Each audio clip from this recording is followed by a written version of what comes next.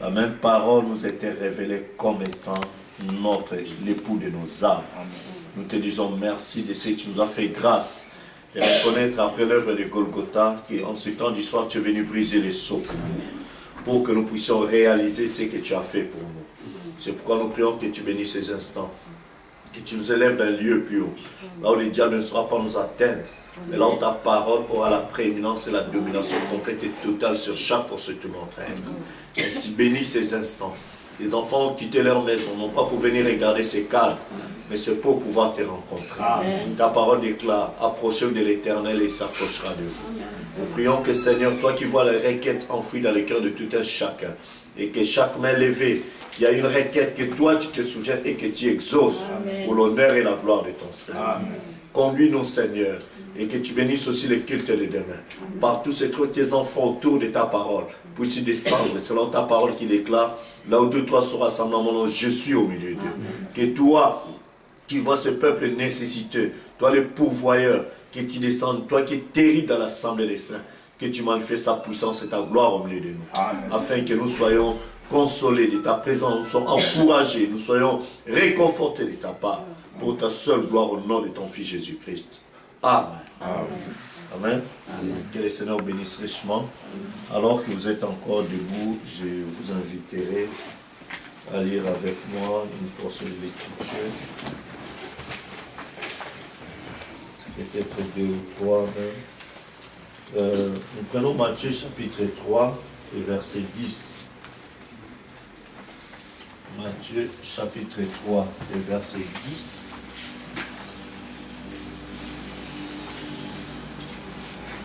Amen. Amen. Est-ce qu'on doit lire tous ensemble? Amen. Allons-y. Matthieu chapitre 3, le verset 10. Déjà la cognée est mise à la racine des arbres. Tout arbre donc qui ne produit pas de bons fruits sera coupé et jeté au feu. Amen. Amen. Et Matthieu chapitre 7, verset 16 jusqu'au verset 20. Vous les reconnaîtrez à leurs fruits. Cueille-t-on des raisins sur des épines ou des figues sur des chardons? Tout bon arbre porte de bons fruits, mais le mauvais arbre porte de mauvais fruits. Un bon arbre ne peut porter de mauvais fruits, ni un mauvais arbre porter de bons fruits. Tout arbre qui ne porte pas de bons fruits est coupé et jeté au feu. C'est donc à leurs fruits que vous les reconnaîtrez. Amen. Amen. Et pour terminer, Matthieu 21, verset 43. Matthieu chapitre 21, verset 43. Allons-y. C'est pourquoi, je vous le dis, le royaume de Dieu vous sera enlevé et sera donné à une nation qui en rendra les fruits. Amen. Amen. Est-ce qu'on peut prendre les versets 42 jusqu'au verset 43, bien 40 à 43 de Matthieu 21? Maintenant, lorsque le maître de la vigne viendra, que fera-t-il à ses vignerons? Ils lui répondirent, il fera périr misérablement ces misérables, et il affermera la vigne à d'autres vignerons, qui lui en donneront le produit au temps de la récolte. Jésus leur dit, n'avez-vous jamais lu dans les Écritures, la pierre qu'ont rejetée ceux qui bâtissaient est devenue la principale de l'angle? C'est du Seigneur que cela est venu, et c'est un prodige à nos yeux. C'est pourquoi, je vous le dis, le royaume de Dieu vous sera enlevé et sera donné à une nation qui en rendra les fruits. Amen. Amen. Que le Seigneur ajoute la bénédiction à l'étude de sa parole. Je vous salue tous. Vous pouvez vous asseoir. Je vous salue tous dans le nom du Seigneur Jésus-Christ. Comme j'avais dit lors du réveillon, que cette année, nous allons travailler un peu là-dessus, sur porter des fruits pour Dieu. Nous devons être des chrétiens portant de bons fruits. Amen. Amen. Non pas seulement porter des fruits, mais porter des bons fruits pour Dieu. Amen. Parce que Dieu nous considère comme étant des arbres, n'est-ce pas? Amen. Des arbres fruitiers. Ainsi, porter le fruit, ça doit être quelque chose de très capital pour nous. Amen. Amen. Si nous allons dans Luc chapitre 3, verset 8, la Bible dit, « Produisez donc des fruits dignes de la repentance, et ne vous mettez pas à dire en vous-même, nous avons Abraham pour père, car je vous déclare que de ces pierres, Dieu peut susciter des enfants à Abraham. » Chapitre 3, verset 9, il dit, « Déjà, la cognée est mise sur la racine des arbres. Tout arbre donc qui ne porte pas de bons fruits sera coupé et jeté au feu. » Amen. Donc, ici, quand Jean parle, il est en train de parler aux hommes. Amen. Donc, il est en train d'indiquer les gens que l'arbre là qui ne va pas porter de bons fruits sera jeté au feu. C'est-à-dire, cet homme-là qui ne produit pas les fruits que Dieu va apprécier, cet homme-là sera jeté au feu. Il ira en enfer. Parce que l'enfer a été créé pour les diables et pour ses anges. Amen. C'est le lieu de tourment. Donc se contenter de dire que j'ai Abraham pour père, je crois le message, je crois la parole, ça ne suffit pas. Amen. Parce que vous verrez que Jésus dans Matthieu 7, comme on a lu tout à l'heure, Jésus a dit, plusieurs viendront à moi en ce jour-là et diront, Seigneur, Seigneur, n'avons-nous pas fait beaucoup de miracles par ton nom? N'avons-nous pas prêché la parole? N'avons-nous pas prophétisé? N'avons-nous pas fait ceci? Jésus dit que même si vous les avez fait, mais cela ne suffit pas. Je dirais que je ne vous ai jamais connu. Vous qui étiez ouvriers de l'iniquité. Donc le fruit dont le Seigneur Jésus-Christ a besoin, ce n'est pas simplement le fruit d'aller prêcher la parole. Ce n'est pas simplement le fruit d'aller faire des miracles. Ce n'est pas simplement le fruit qui vont épater les gens. Amen. Mais lui-même, il insiste, le fruit que moi j'ai besoin, c'est celui-là qui fait la volonté de mon Père. Amen. Et c'est très capital. Aujourd'hui, beaucoup de gens font des miracles, mais ils sont en dehors de la volonté parfaite avec Dieu. Frère Branham a prêché un message qu'il a intitulé « Rendre un service en dehors de la volonté parfaite ». Est-ce que vous comprenez? Donc aujourd'hui, la meilleure des choses, les bons fruits que Dieu va lui-même préparer, apprécier, c'est déjà savoir faire la volonté parfaite de Dieu. Amen. Si nous allons par exemple dans Éphésiens chapitre 2, versets 8 à 10, vous êtes avec moi? Amen. On va aller ensemble. Aujourd'hui, je vais mettre juste une base pour info. Demain, la réunion de prière n'aura pas lieu à Mohamedia. Nous allons nous réunir ici. Je pense que vous avez reçu les textos parce que tout simplement, c'est une fête religieuse ici au Maroc. Donc, ce qui fait en sorte que nous allons nous réunir ici. Amen. Amen. Donc, soyez de bonne heure, comme ça nous allons commencer aussi à terminer. Si vous venez, comme majoritairement les gens sont à Casa, donc à 10h pile, tout est en place comme ça, 10h30, les cantiques commencent. Moi, je vais monter à la chaire au plus tard 11h. 11h pile, moi je suis à la chaire pour terminer au plus tard 12h30. Amen. Amen. Donc, ce n'est pas 12h15, mais au plus tard 12h30, on doit déjà être dehors. Amen. Donc, essayez d'être à l'heure, comme ça, ça nous aidera à gagner du temps. Donc, je pourrais éventuellement introduire mon message de nouvel an pour que nous puissions savoir sur quelle base continuer. Et parlant de ça, lors du réveillon, il y avait des frères qui sont venus aussi des différentes villes. Et après, j'ai vu un frère qui est venu de Fès. Il dit, mais pasteur, nous sommes nombreux là-bas. Et parfois, on n'a plus où aller et tout ça. Ça me fera quand même du bien. Que si vous pouvez encore revenir, tout ça.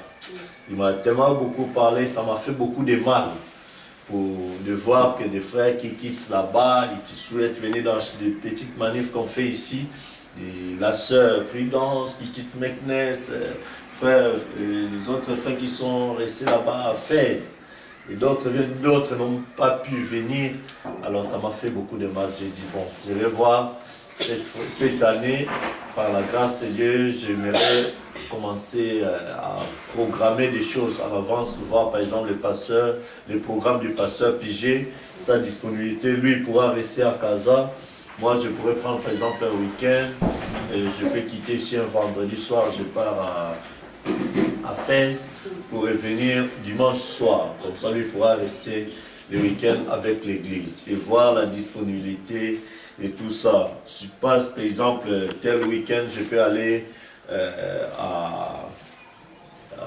Meknes-Fès. L'autre week-end, je vais voir. On m'a parlé aussi à d'autres frères maintenant qui sont à Marrakech, à part frère. Bon, frère, et lui, il est maintenant de notre côté. Tu as déménagé ou bien tu es toujours là? J'ai déménagé, mais j'aurai la suite de lundi. Voilà, donc il y a frère Ray, frère Salomon, on m'a même parlé, il y a d'autres sœurs qui sont là, oui, c'est ça? Donc vous voyez que aller les rendre aussi visite là-bas, c'est aussi important. Il y avait un groupe de gens qui étaient là, mais ils avaient fini, ils sont répartis et tout ça. Donc quand je vois tout ça, ça reste quand même une préoccupation pour moi. Donc, essayer de travailler vraiment pour le Seigneur, chercher la dernière petite brebis, je crois que ça sera quelque chose de bien. Vous voyez, comme la sœur Béké quitte Setat, là-bas, c'est la route de Marrakech pour venir ici.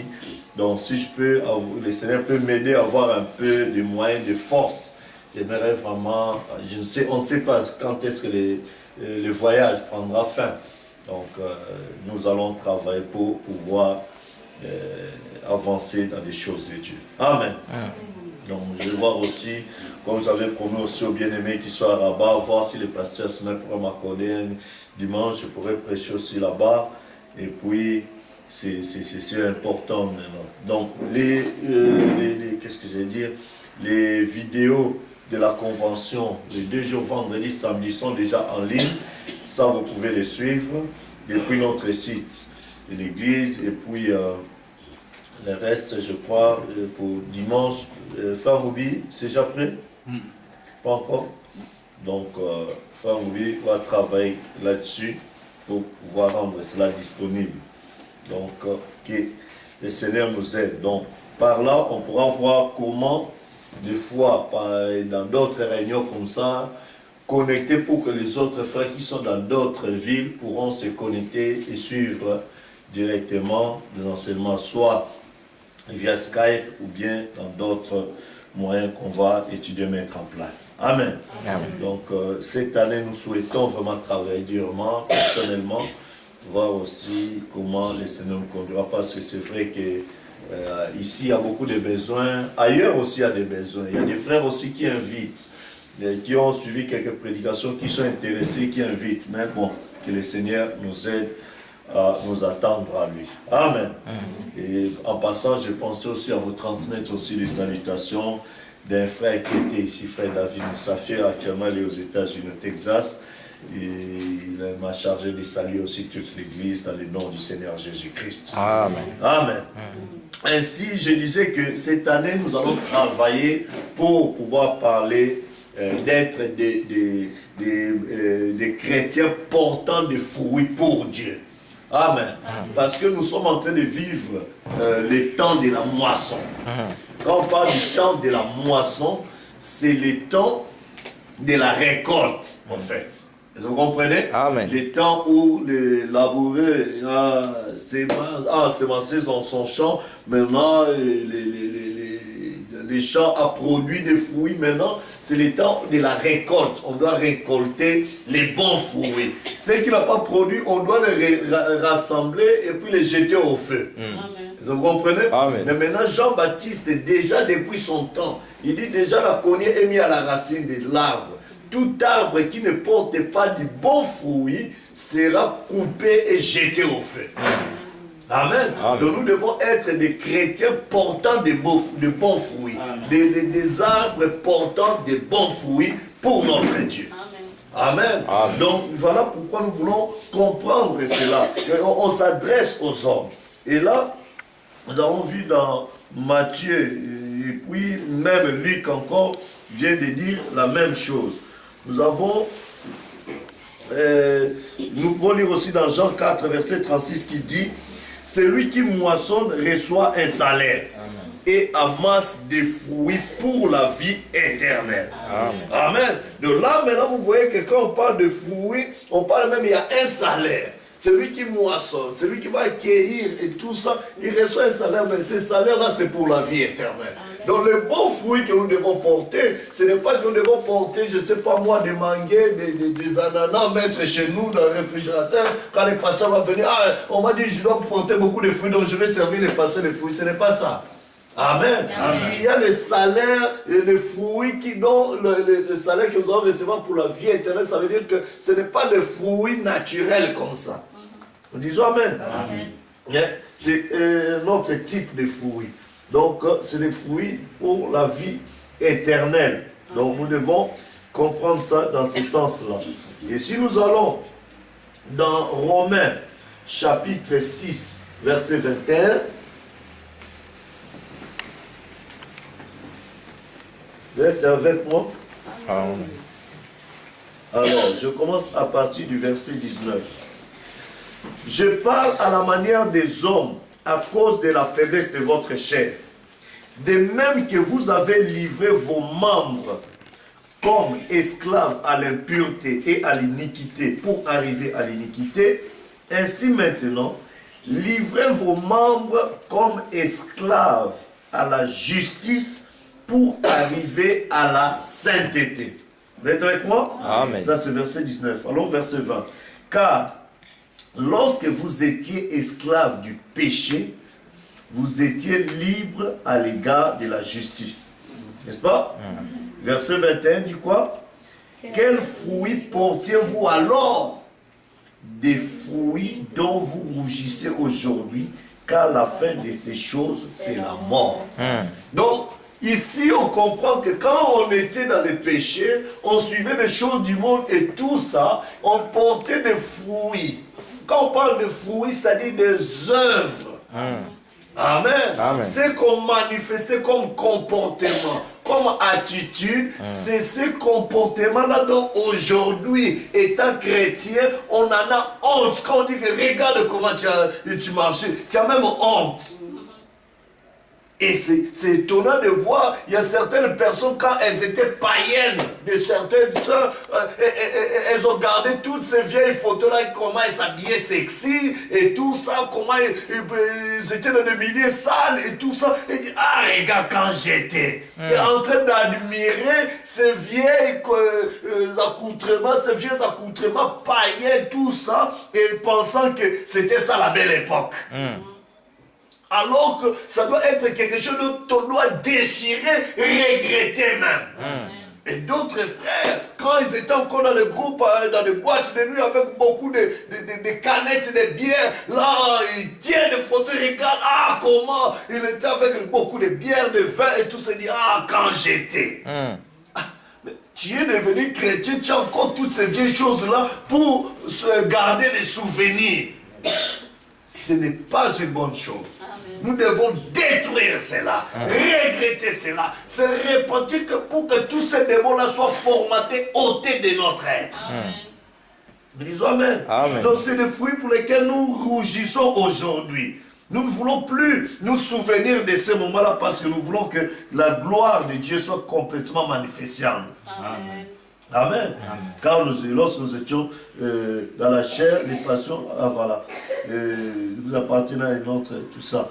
Maintenant, dans Romains, chapitre 7, versets 4 et 5, la Bible dit, de même frères, vous aussi vous avez été par les corps de Christ mis à mort en ce qui concerne la loi, pour que vous apparteniez à un autre, à celui qui est ressuscité des morts.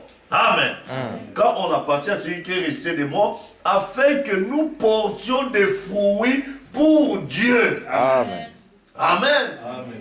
Donc une fois devenu chrétien, une fois on a cru au Seigneur Jésus-Christ, nous sommes comme si plantés en Jésus-Christ. Nous devons maintenant porter des fruits pour Dieu. Amen. Non plus de fruits. Quand on était planté dans le monde, dans des semences du monde, on recevait des semences du monde, on portait des fruits pour le monde, pour les diables. Et les diables étaient fiers de nous. Maintenant que nous avons renoncé à cela, nous sommes morts au péché, morts aux choses de ce monde, morts à la convoitise, morts au laisser-aller, à la cupidité, à l'escroquerie, à l'orgueil, à toutes ces choses-là, aller draguer des filles, chercher à séduire des hommes, tout ça. On doit mourir dans cela pour maintenant porter des fruits pour Christ. Amen. Maintenant, comment nous devons porter ces fruits? Nous avons compris que ces fruits-là, ce sont les œuvres.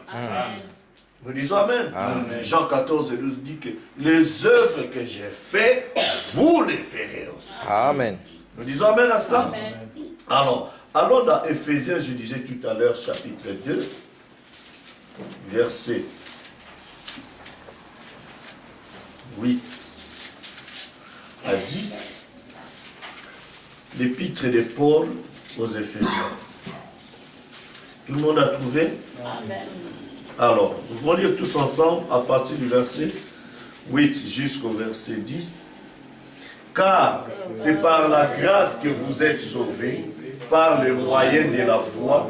Cela ne vient pas de vous, c'est le don de Dieu. N'est-ce pas? Amen. Ce n'est point par les œuvres, afin que personne ne se glorifie.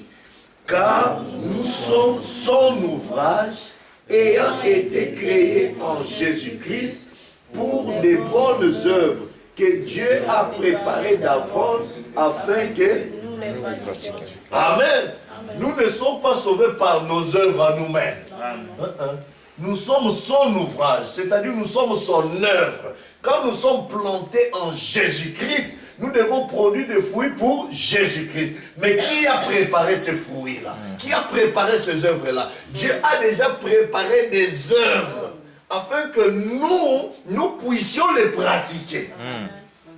Amen. Si nous allons fabriquer des œuvres par nous-mêmes, ce ne sont pas des œuvres de Dieu, Dieu ne va pas nous accepter.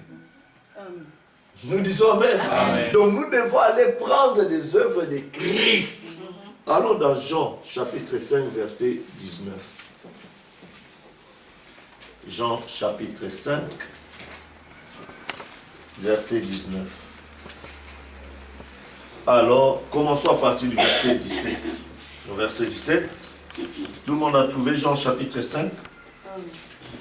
Allons-y tous ensemble. Mais Jésus leur répondit, mon Père agit jusqu'à présent. Moi aussi, j'agis. À cause de cela, les Juifs cherchaient encore plus à les faire mourir. Non seulement parce qu'ils violaient le sabbat, mais parce qu'il appelait Dieu son propre Père, se faisant lui-même égal à Dieu.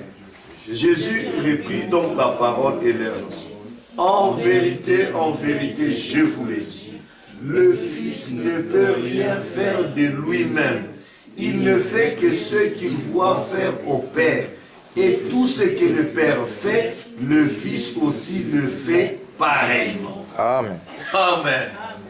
Alors je vais montrer un secret ici. Ici, le Seigneur Jésus-Christ, le Fils, il dit que tout ce que les gens voyaient qu'il faisait, ce n'est pas lui qui le faisait. Amen. Il dit le Fils ne fait rien de lui-même. Il devait d'abord avoir une vision. Amen. Amen. Donc le Père lui montre la vision. Il voit la vision. Après lui aussi, il fait exactement comme dit la vision. Amen. Vous êtes avec moi? Amen. Maintenant, quand lui, il faisait, c'est la reproduction de ce que la vision lui montrait. Amen. C'est-à-dire, on lui révélait la chose. Après lui, il le fait. Ce n'est pas que lui-même voulait faire ça, non. Il dit non, tout ce que vous voyez, c'est le Père qui habite en moi qui le fait. Amen. Le Père le fait, il me montre dans la vision, moi aussi je fais. Amen. Maintenant, l'épouse aujourd'hui, c'est quoi la vision? Apocalypse, c'est le livre de vision. Quelqu'un peut dire Amen? Amen. C'est-à-dire, c'est le mystère qui était caché, c'est les visions de Dieu. Amen. Maintenant, dans les derniers jours, Dieu prend ces visions-là, ces mystères-là, il vient, il révèle ça à l'épouse. Amen. Amen. L'épouse qui a la révélation de mystère de Dieu, c'est l'épouse à qui Jésus-Christ a donné des visions. Amen. Et quand l'épouse voit ce que Christ doit accomplir sous forme de révélation, l'épouse fait exactement la même chose. Amen. À ce moment-là, c'est les œuvres de Christ au travers de l'épouse. Amen. Est-ce que vous comprenez cela? Amen. Alors, je vais prendre une petite citation, la page 163, pour montrer qu'étant épouse de Christ, nous avons quelque chose à faire. Ça va nous ramener un peu à la page, l'âge de l'église de Pergame, page 164, l'exposé cet âge de l'église. Je commence par là. Ou bien, je vais vous montrer d'abord la page 163, voilà. Je commence par là. Frère Branham dit cette déclaration, deuxième paragraphe de cette page. Il dit, si seulement l'église là-bas, dans ce troisième âge, ça n'était tenu à la révélation de la parole vivante au milieu d'eux, la puissance de Dieu n'aurait pas diminué comme elle l'a fait dans cet âge des ténèbres. Et aujourd'hui, quand l'église reviendra à la parole avec foi, nous pouvons dire avec assurance que la gloire de Dieu et les merveilles œuvres de Dieu seront de nouveau au milieu d'elle. Amen. Il faut que l'église revienne à la parole avec foi pour que la parole et les merveilles de Dieu puissent encore être au milieu de l'église. C'est cela. Disons Amen. Amen. Et continue. Il dit, un soir, écoutez maintenant comment ces merveilles vont revenir à l'église. Un soir, alors que j'ai cherché la face, j'ai cherché le Seigneur, le Saint-Esprit. Vous êtes avec moi? Amen. Le Saint-Esprit me dit de prendre ma plume et d'écrire. Comme je saisissais ma plume pour écrire, son esprit me donna un message pour l'église. Je vais vous l'apporter. Il a trait à la parole et à l'épouse. Vous êtes avec moi? Amen. Alors, écoutez ce qu'il dit. Voici ce que j'essaie de vous dire. Écoutez bien. La loi de la reproduction. Amen. Amen. Veut que chaque espèce se reproduise selon son espèce. Amen. Amen. D'après Genèse 1:11, puis Dieu dit que la terre produise de la verdure, de l'herbe portant de la sémence, des arbres fruitiers, donnant du fruit selon leur espèce et ayant en eux leur sémence sur la terre. Amen. Et cela fut ainsi. Amen. La sorte de vie qui était dans la sémence, écoutez maintenant, la sorte de vie qui était dans la sémence est apparue dans une plante pour se transmettre ensuite dans un fruit. Est-ce que vous me suivez? Amen. La sorte de vie qui se trouve dans la sémence, ça se transmet dans la plante. Après la plante, ça produit le fruit. Maintenant, quand Dieu nous demande de porter de bons fruits, le problème, le fruit n'est que la conséquence de la sémence originelle. Amen. Amen. C'est pourquoi le problème, c'est que beaucoup de gens au temps de la fin sont allés porter des fruits. C'est-à-dire quoi? Oh, des miracles et tout ça, alors que Dieu s'en fout des miracles. Vous êtes avec moi? Les miracles, mais au nom de Jésus, Jésus dit non, ce n'est pas ce dont moi j'ai besoin. On ne peut pas cueillir des chardons, des raisins sur des chardons. Ça n'existait pas. Toi, on fait des miracles, tu es en train de faire des miracles au nom de Jésus, mais à la base, tu n'as même pas la bonne sémence de la parole. Ça n'existe pas, Dieu ne va pas t'agréer. On t'a juste pris, on t'a greffé. C'est comme si on prenait l'arbre et la branche de pamplemousse, on a branché ça sur un oranger. Ça va produire des pamplemousses. Mais ce n'est pas parce que ça produit des pamplemousses et c'est connecté dans un oranger que ça se fera la fierté de cet arbre. Non. Amen. Amen. C'est pourquoi maintenant le prophète dit le problème à la base, il faut revenir à la sémence. Amen. Amen. Amen. Chaque sémence doit se reproduire selon son espèce. Dieu s'attend à ce que nous puissions porter de bons fruits. Alors, pour arriver aux fruits, frère Branham dit, la sorte de vie qui était dans la sémence est apparue dans une plante pour se transmettre dans un fruit. Écoutez, cette même loi s'applique à l'Église aujourd'hui. C'est cela. Alléluia. La sorte de sémence qui a fait